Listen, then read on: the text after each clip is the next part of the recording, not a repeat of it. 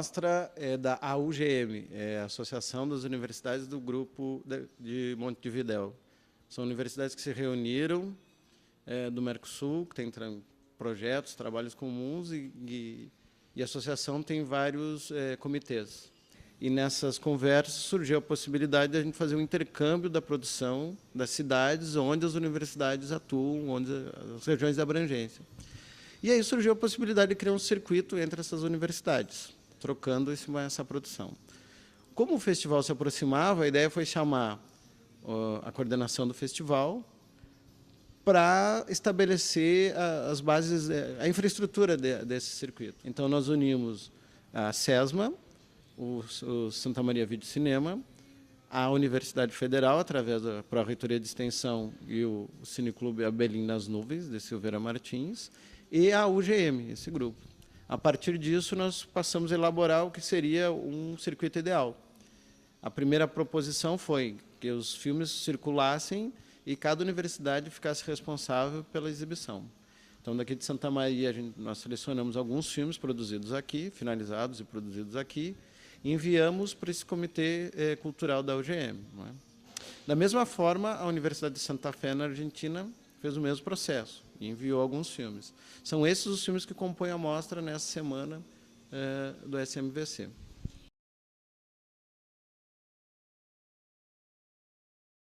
A capacidade que a gente tem de armazenar informação, distribuir, copiar e fazer que ela circule num tempo muito próximo ao real, ela extrapolou qualquer barreira de controle, né? Hoje é impossível controlar isso, né? O audiovisual, a música mais ainda, mas o audiovisual entra nesse mesmo processo. Ou seja, é impossível hoje tu barrar acesso das pessoas, né? Então, nesse sentido, a ação, principalmente do movimento cineclubista no Brasil, é de facilitar o acesso do público à produção audiovisual. Para isso, a lei vai ter que ser, no mínimo, revisada, né, ou superada na totalidade. Ou seja, porque a legislação atual ela não só separa público da produção audiovisual, como ela impede qualquer alternativa ao modelo comercial de distribuição, né? Ou seja, um professor que quer exibir um filme em sala de aula está incorrendo em quebra de legislação de direito autoral.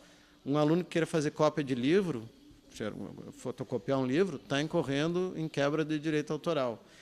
Alguém que transporta música no seu MP3 e tal, está quebrando direito autoral. Ou seja, qualquer atividade que a gente faça hoje de troca de conteúdo, ela esbarra, em tese, numa legislação caduca, que funcionava na época quando o intermediário era necessário, né?